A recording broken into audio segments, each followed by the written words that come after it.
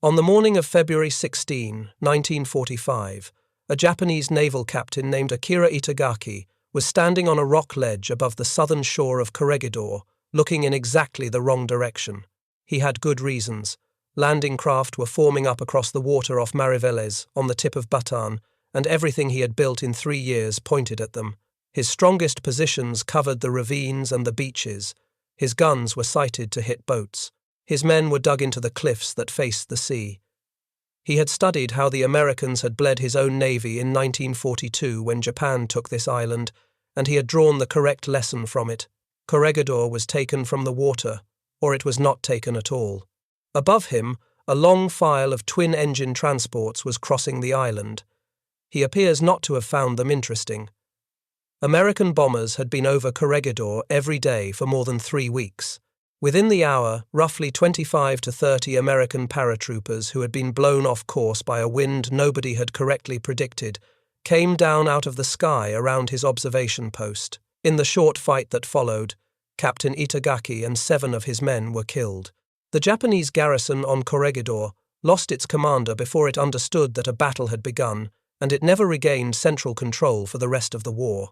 Now hold that image, because it is the strangest fact in this story. Those men were not supposed to be there. They were a mistake. They were the failure of the plan, not the plan, and the failure decapitated an entire garrison. That is the sort of thing that happens when an operation is built correctly, and almost nobody in 1945 believed this one could be built at all. Consider who said so.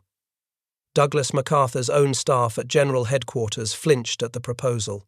The commander of the parachute regiment that would have to make the jump looked at the ground from the air, went back, and recommended a completely different landing site. The army commander above him threw that recommendation out within a day. The United States Army's own official history, written after the war by men with no reason to dramatize anything, describes the assault plan in flat language as calling for a parachute regiment to drop onto a small, rough area ill-suited to such an undertaking, and calls the combined parachute and amphibious attack the most difficult of all modern military maneuvers.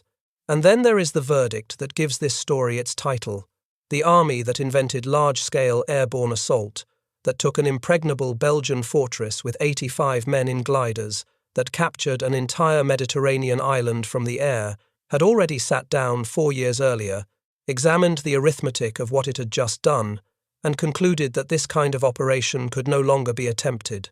The man who created the German parachute arm wrote after the war that his own greatest victory had destroyed the force he had built. Adolf Hitler reached the same conclusion and declined to authorize anything on that scale again. From 1941 onward, the German army held that a mass parachute assault against a defended and fortified objective was, in practical terms, no longer possible. By any measure available to a German staff officer, Corregidor was worse than the target they had given up on. Crete is 160 miles long. Corregidor is 3.5 miles long. Crete had open ground, plains, olive groves, and airfields. Corregidor offered 2 patches of broken ground on a clifftop, one of them a former parade square, and the other the wreckage of a 9-hole golf course, both of them cratered by a month of bombing, both of them ringed by shattered trees and collapsed buildings, and both of them ending in vertical drops into the sea. The Germans were right about the arithmetic.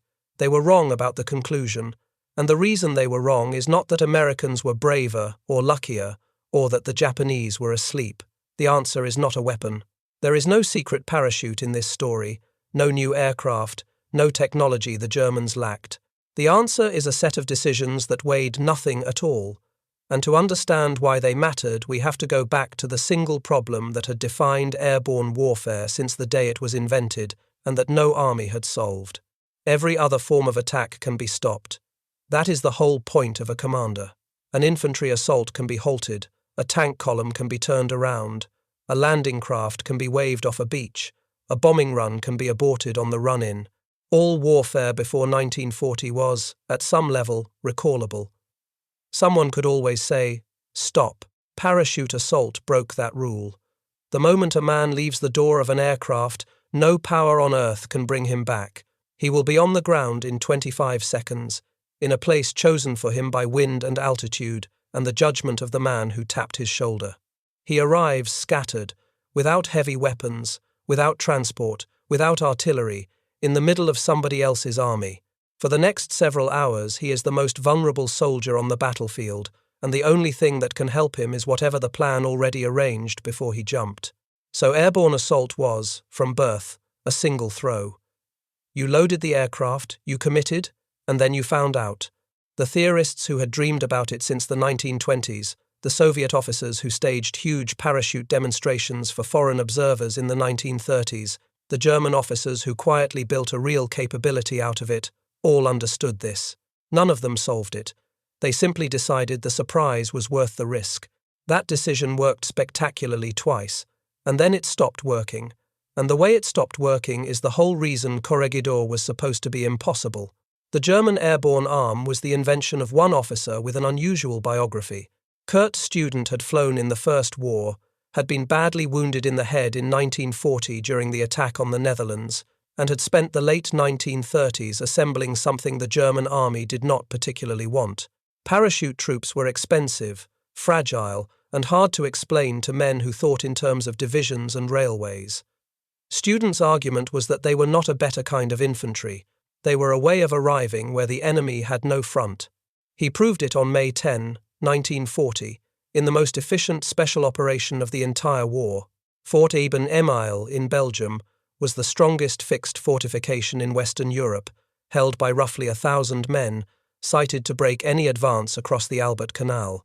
A German assault detachment of about 85 men, of whom only around 70 actually arrived for the opening attack, landed on the roof of it in silent gliders at dawn, using shaped explosive charges the Belgians had never seen, and neutralized the fort's guns.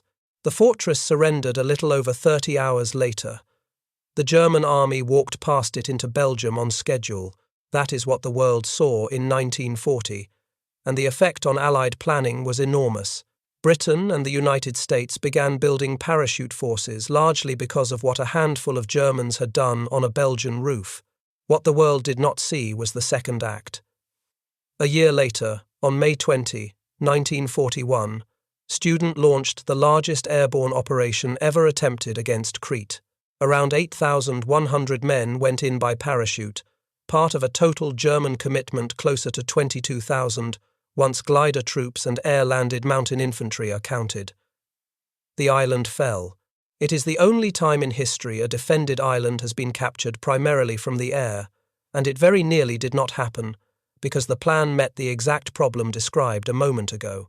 The drops went in on top of alert defenders.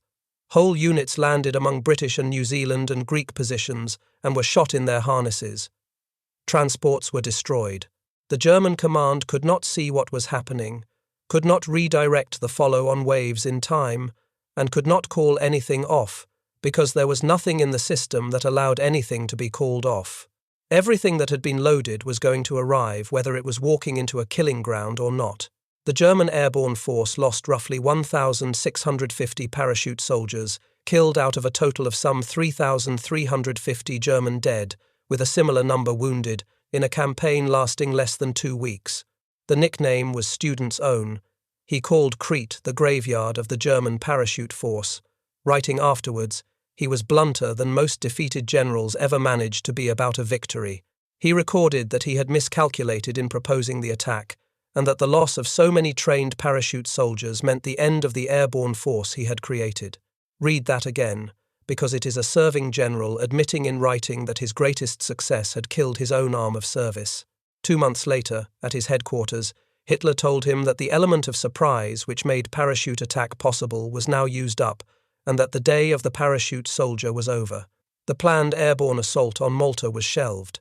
Student's men would spend the rest of the war as elite ground infantry, and they would be extremely good at it. They jumped once more into the Ardennes in December 1944, a scattered operation of a few hundred men that achieved almost nothing and only underlined the point.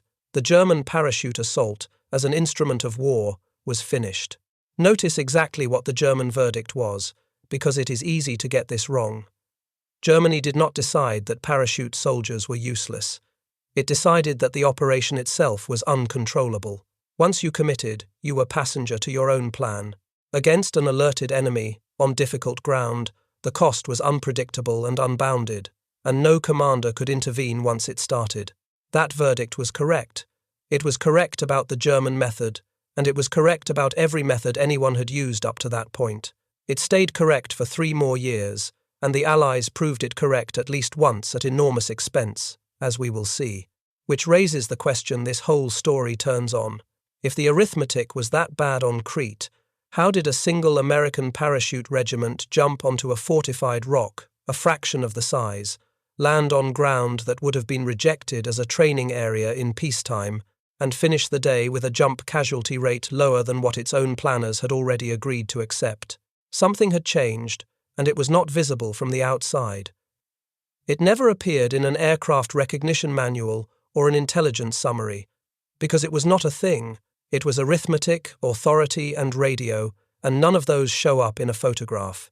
Start with the arithmetic, because the Americans solved the drop before anybody boarded an aircraft.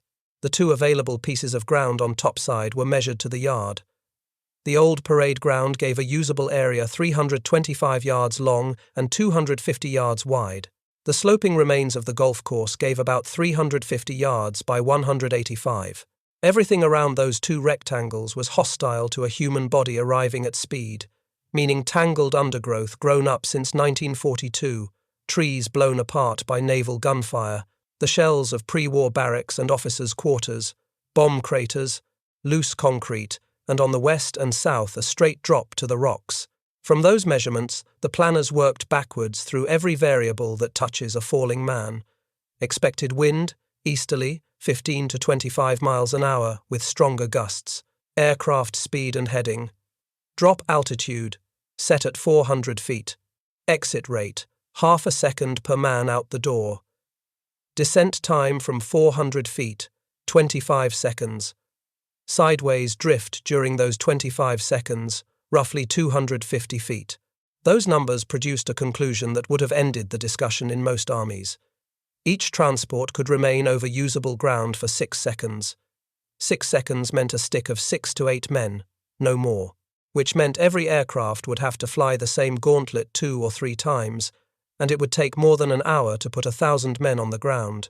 That is a direct violation of the first principle of airborne assault, which is to land the maximum force in the minimum time. The planners knew it and wrote it down. They accepted it because the alternative was worse. And when the drift figures were finished, the margin left over for human error, for a gust, for a wind shift, was about 100 yards. The line of approach was changed for the same reason. The natural run-in, west to east, was rejected because it would carry the aircraft over Manila Bay too quickly and put men in the water or over the cliffs. The columns would come in southwest to northeast instead, which was more awkward but kept the drift working with the ground rather than against it. Colonel George Jones, who commanded the regiment and who would command the whole landing force, had flown over the island himself and recommended jumping on Kindley Field, a small pre-war airstrip on the island's low, sandy tail. It was the only genuinely suitable drop ground on Corregidor. General Walter Kruger, commanding 6th Army, killed the idea within a day. Men landing on the tail would be under exactly the same plunging fire from the heights that an amphibious force would face, and they would not be on the ground that mattered. The high ground had to be taken first, or it would kill everyone else. So the parade ground and the golf course it was, and the planners went into the operation openly reconciled to a jump casualty rate as high as 20%. Jones privately thought it might reach 50. Now put the pieces together, because this is the machine that the German verdict had no category for. The drop was solved in advance, to the yard and the second. The jump master in each aircraft door held real authority over when his own stick went out, rather than waiting on a green light thrown by someone who could not see the ground. Jones and the commander of the transport group flew above the whole operation in a command aircraft in radio contact with every transport in the formation, which meant the drop could be corrected while it was still happening. Patrol torpedo boats were positioned in the water below the cliffs before the first man jumped, for the specific purpose of pulling out men the arithmetic got wrong. The amphibious landing was deliberately timed for 2 hours after the drop, so that the 2 attacks would split Japanese attention rather than compete for it, and the commander on the ground had the authority to cancel the rest of the operation the same day if the first hour told him to. None of that is technology. Every single component of it existed in Germany in 1941. What did not exist was the decision to wire them together so that a parachute assault stopped being one throw of the dice and became a process with feedback and a stop switch. But a plan like that is worthless, unless the men flying it have already learned, painfully, what happens when it is missing. The Americans had learned. They had learned 7 months earlier, and it had cost them. The regiment in question was the 503rd Parachute Infantry Regiment, which was unusual in that it belonged to nobody. It was the only independent American parachute regiment in the Pacific, with no division above it, held as a strategic reserve for MacArthur. It had been in the theatre since 1942, and by 1945 it was the most experienced parachute unit in the Pacific War by a distance. Its first combat jump, at Nadsab in the Markham Valley of New Guinea on September 5, 1943, was unopposed and close to flawless. Aircraft came in low and fast. The whole regiment was on the ground in a few minutes, and the operation helped force the Japanese to abandon a major base at Leh. It is a genuinely important jump for a reason that has nothing to do with the fighting. American airborne operations in the Mediterranean had gone badly enough that senior officers were seriously discussing whether large parachute formations should exist at all. Nadsab landed in the middle of that argument and gave the defenders of the idea something to point at. The question was formally settled 3 months later by a set of exercises in North Carolina that the Army judged a complete success, but Nadsab is the reason the skeptics were still arguing rather than signing the paperwork. The second jump taught the opposite lesson. On July 3, 1944, a battalion of the regiment dropped onto Kamiri airstrip on Noem4 Island off the coast of Dutch New Guinea as a reinforcement based on intelligence that later proved wrong. Almost everything that could be got wrong on the ground was got wrong. The strip had not been cleared, so men came down on top of parked bulldozers, trucks, and stacked equipment. The 2 lead aircraft came in too low because of faulty altimeters, and the parachutes of the men in them barely had time to open before they hit coral. The runway was hard coral for its whole length. That single battalion took about 70 jump casualties, most of them fractures, out of a few hundred men. A second battalion jumped the following day, from a better altitude, and did better, and the coral still broke bones. And then somebody stopped it. The third jump was cancelled. The remaining battalion came to Noem4 by sea. Nobody was court-martialed, no doctrine was violated, no one was accused of losing his nerve. The operation simply stopped feeding men into a drop zone that had proven more dangerous than the enemy, and finished the job by another route. That decision is small, unglamorous, and entirely absent from the popular memory of the Pacific War, and it is the single most important thing in this story. It is the exact capability that the German airborne arm did not have on Crete and knew it did not have. And it is the reason a general could write that airborne assault had become impossible. On Noem4, an American parachute regiment discovered that a jump could be treated as a running operation subject to review rather than a sealed envelope opened at the door. 7 months later, they would use that discovery on Corregidor, and it would decide the battle. By the time they got there, they had also acquired something else that is easy to overlook. Colonel Jones had taken over the regiment in October 1943, after the previous commander's death, and had held it through 2 campaigns. His men called him the Warden. He had been the regiment's executive officer at Nadsab and its commander at Noem4. He turned 34 during the battle for Corregidor, and when the drop started he was not on the ground with his regiment, and he was not back at headquarters. He was in an aircraft above his own battle with a radio, which is a strange place for a regimental commander to be, and was precisely the right one. The bombardment of Corregidor began on January 22, 1945, when MacArthur first designated the island as a target, and it did not stop. By the morning of the jump, 5th and 13th Air Force aircraft had put roughly 3,125 tons of bombs onto a piece of land 3.5 miles long. Naval gunfire started on February 13, with cruisers and destroyers working the north shore where the defences looked strongest, and the Japanese gunners hit back hard enough to damage 2 destroyers and cripple a minesweeper so badly it had to be sunk. The bombardment did 2 things beyond the obvious. It stripped the island of cover and shattered the trees, and it drove a large part of the garrison down into the tunnel network under Malinta Hill, where a couple of thousand of them would still be sitting when the fighting reached them. It also destroyed the Japanese communications center on Topside, which mattered more than anyone knew at the time, because Itagaki's strongpoints in the ravines had no way to talk to each other. Every wire ran back to that one building, and the bombardment did not solve the fundamental intelligence problem, which was that nobody knew how many Japanese were on Corregidor. The figure used for planning was 850. The Army's official history states plainly that this estimate had hardly attained the status of an educated guess, and that the actual garrison was over 5,000, all but about 500 of them naval troops. Japanese sources put the number higher still, around 6,700. The men who jumped that morning were told they were landing on a garrison a sixth the size of the one waiting for them. The first paratrooper reached the ground at 8:33 in the morning, 3 minutes behind schedule, and nobody fired at him. Then the arithmetic began to fail. The lead aircraft on the first pass released their sticks from between 550 and 600 feet, rather than the planned 400. The wind was blowing over 20 miles an hour, 5 miles an hour faster than what was then considered safe for parachute operations at all. And it was coming more from the north than predicted. Both errors pushed in the same direction. Men who should have landed on a rectangle of open ground drifted past it, into the ruins, into the shattered trees, onto the cliffs south and southwest of the drop zones, and onto the narrow beaches at the bottom. On Crete, that is where the story would end. The follow-on waves would have kept coming, because there was no mechanism to tell them anything. Instead, Jones and Colonel John Lackey, who commanded the 317th Troop Carrier Group, circling above in their command aircraft, watched the first sticks drift and started talking to the transport pilots. Altitude came down progressively, aircraft by aircraft, pass by pass, while the drop was in progress. By the time the first lift had finished, every aircraft in the formation was flying at the correct height. The men in the last sticks of the first lift jumped from a plan that had been rewritten in the air, using information that did not exist when they took off. That is the whole difference, and it is worth being precise about the scale of it. The correction did not save the first lift.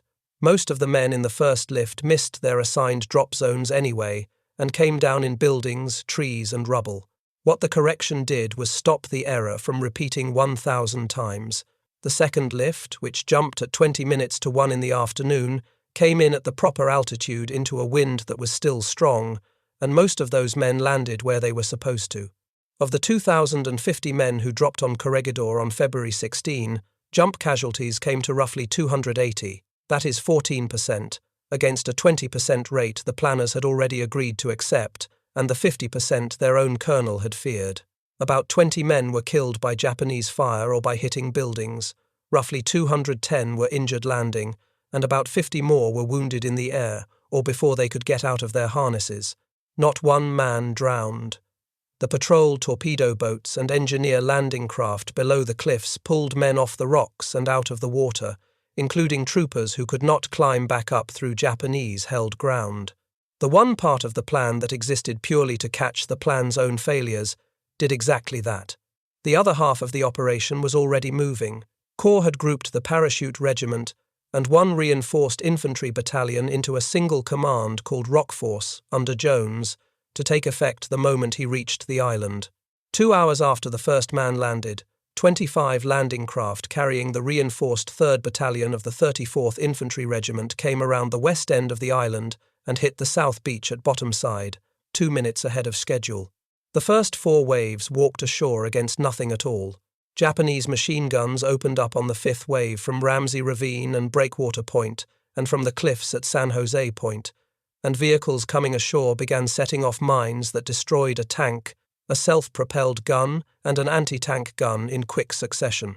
The infantry pushed straight through it and had a firm grip on the top of Malinta Hill by 11 in the morning, having lost 2 men killed and 6 wounded to that point. Surprise was total, and the reason is instructive.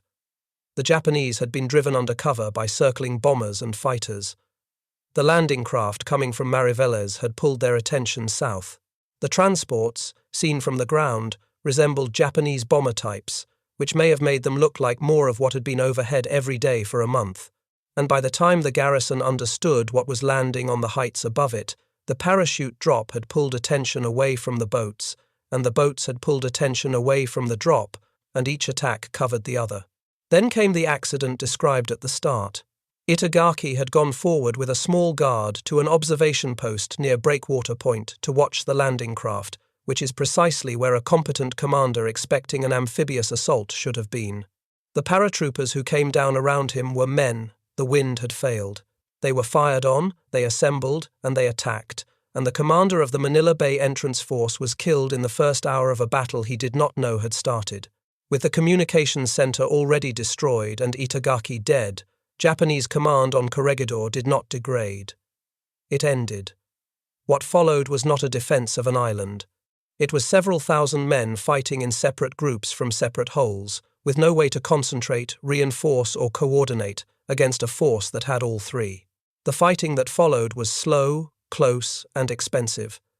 Topside had to be taken bunker by bunker and cave by cave, and a method emerged for it within about a day. Aircraft or naval guns hit a position first, with napalm used heavily. Infantry went in almost as the last round landed. If that failed, the regiment brought its own 75mm pack howitzers forward and fired them directly at the target. If that failed, riflemen covered the approaches while assault teams went forward behind white phosphorus grenades and flamethrower teams, and when nothing worked, the engineers sealed the entrance with demolitions. The Japanese answered the only way disconnected units can. Small groups reoccupied cleared positions every night, which meant the same ground had to be taken twice.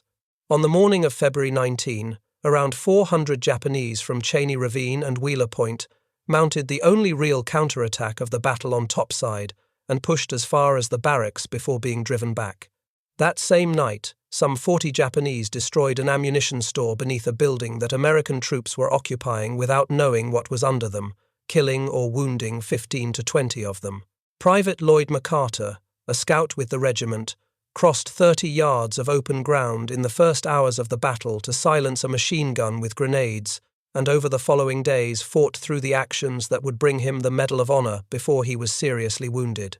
On the night of February 21, the tunnels under Malinta Hill detonated. The Japanese inside appear to have intended a controlled explosion to cover a breakout, and it got away from them. The hill shook, flame came out of the tunnel mouths, fissures opened in the slopes, and 6 men of the 34th Infantry were buried by a landslide on the south side. Several hundred Japanese did get out eastward in the confusion. An unknown number did not get out at all.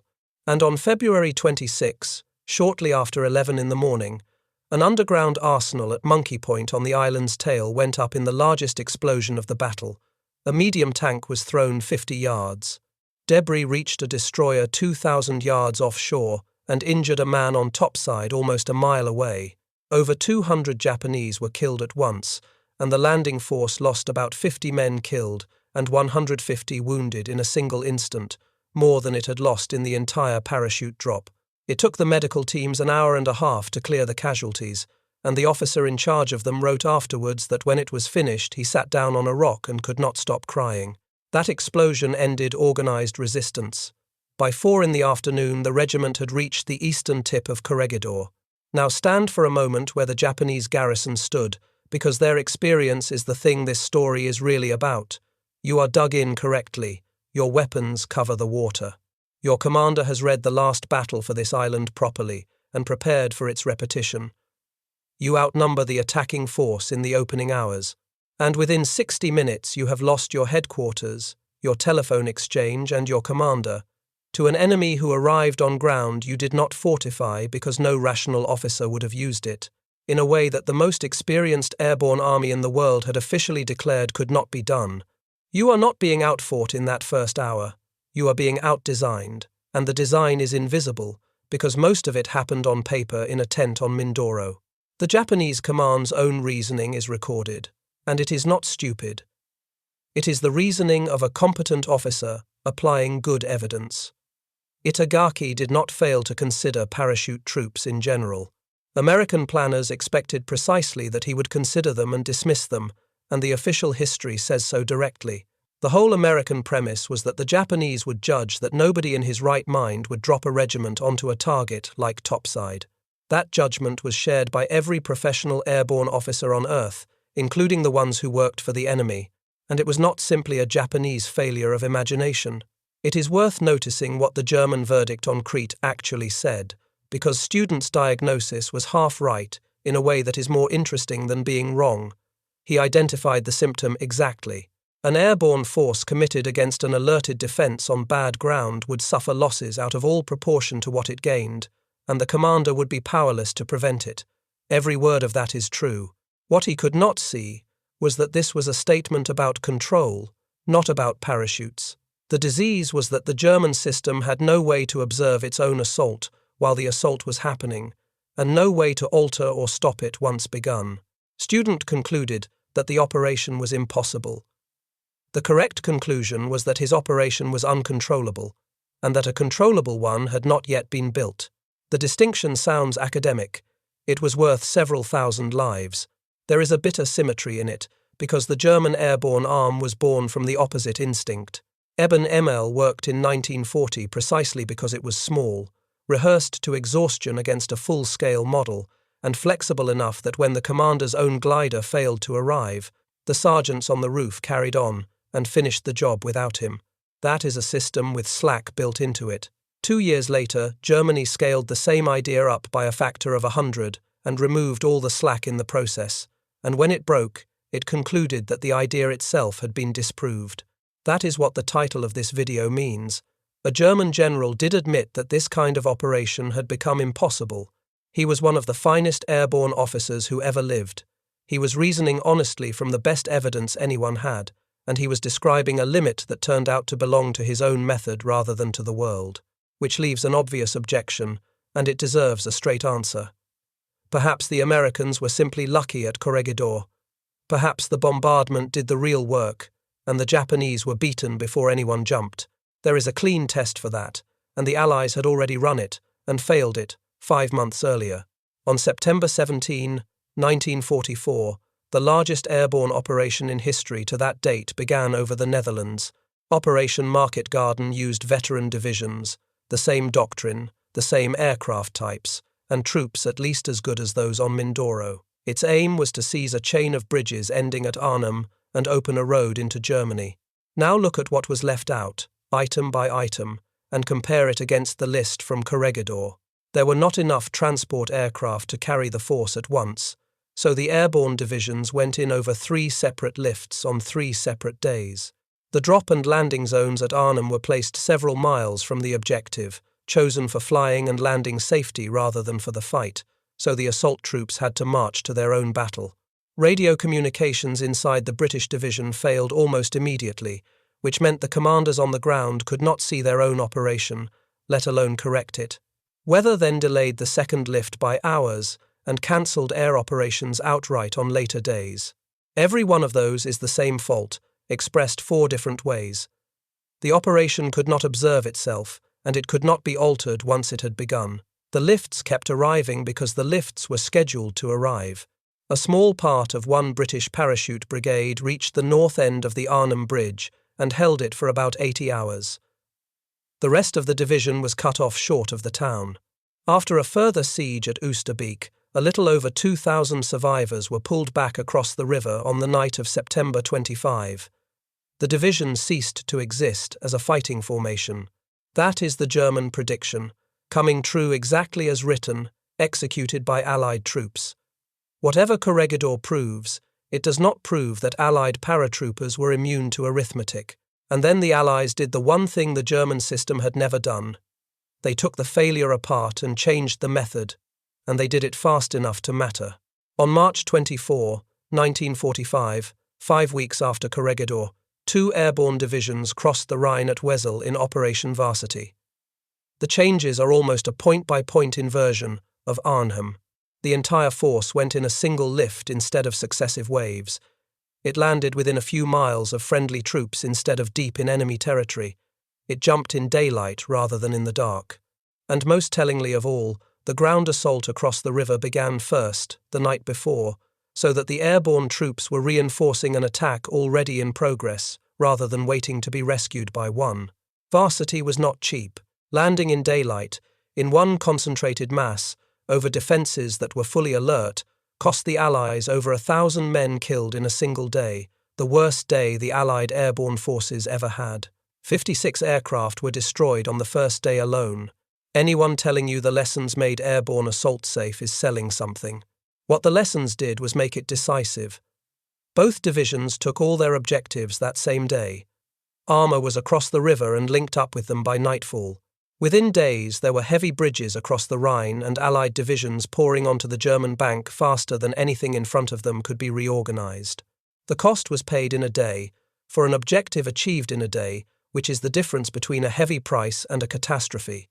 2 operations, 5 weeks apart, on opposite sides of the world, run by different armies against different enemies, arriving at the same answer, not a better parachute, a method that can see itself and be changed while it runs. If you have got this far, you already know this channel does not do the version where brave men simply willed a fortress into surrender. If you want more history examined this way, the like button genuinely does decide whether this reaches anyone else. Which brings us to the single decision that closes the case, and it is one almost nobody has heard of, because nothing happened. There was supposed to be a third lift on Corregidor. The rest of the regiment was scheduled to jump onto Topside on February 17. Some of the officers who had come down in the first lift had wanted the second lift stopped, believing conditions were too dangerous, and had not been able to get that decision made in time. By the evening of the 16th, Colonel Jones had the whole picture. Opposition had been lighter than expected. The Japanese were leaderless and disorganized. Both drop zones were held. Contact with the amphibious force was close, and the drop had already cost him roughly 280 men without a Japanese soldier having to do anything about it. So he asked 11th Corps to cancel the jump and bring the rest of his regiment in by landing craft instead. The request was approved. On the afternoon of February 17, the 1st Battalion came ashore at Bottomside under fire that mostly went over their heads and walked up to Topside to join the regiment. Only supplies were dropped that day. Sit with that for a moment, because it is the entire argument in one radio message. At the exact point where a parachute operation is traditionally a runaway train, an American colonel looked at what his own plan was costing, decided the remaining risk was no longer worth the remaining benefit, and turned it off. The men in that battalion did not know how close they had come to being statistics. They went to war in boats and thought nothing of it. Kurt Student had no such conversation available to him over Crete, and he knew it, and that is why he wrote what he wrote. So let us state the answer plainly, once. Corregidor was not taken by a better parachute, a better soldier, or a better aircraft. Germany had all three in 1941, and gave up anyway.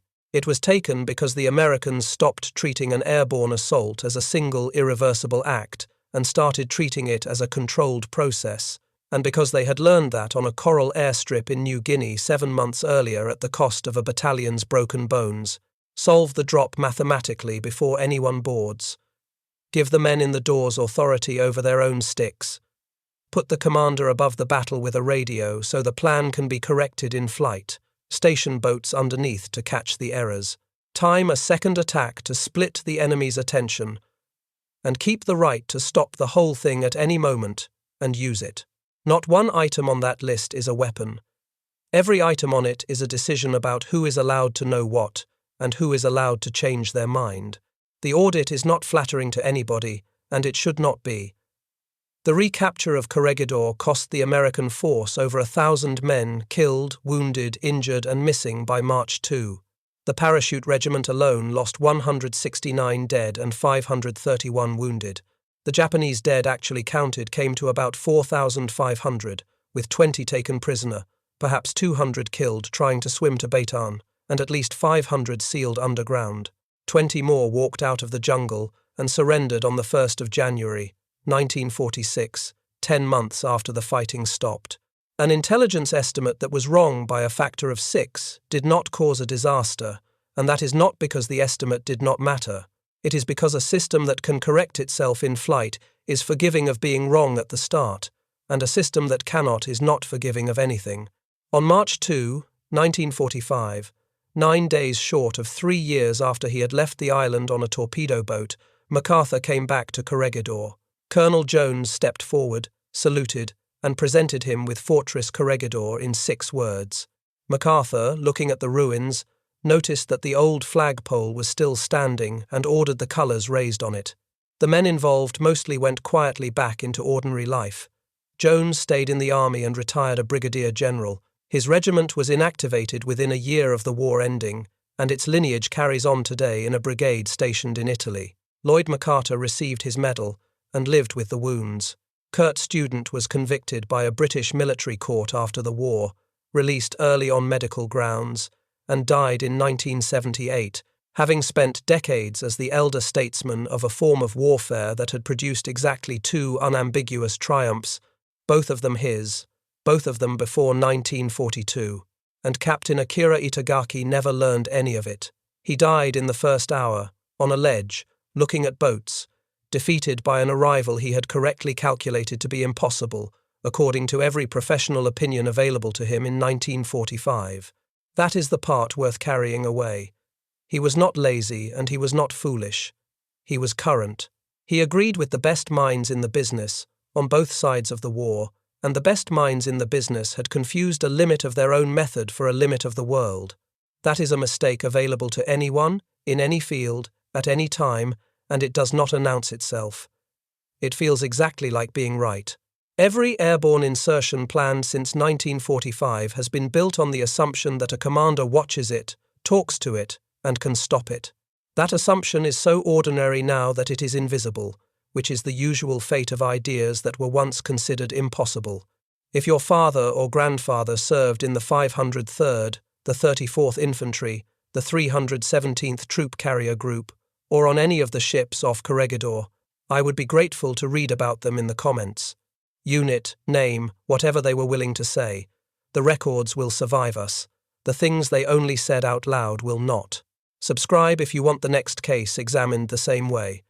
And remember what actually happened on that clifftop, because it was not a miracle. 2,050 men jumped onto a target that professionals had ruled out, and the thing that carried them was not courage alone. It was that somebody, somewhere, had reserved the right to change the plan.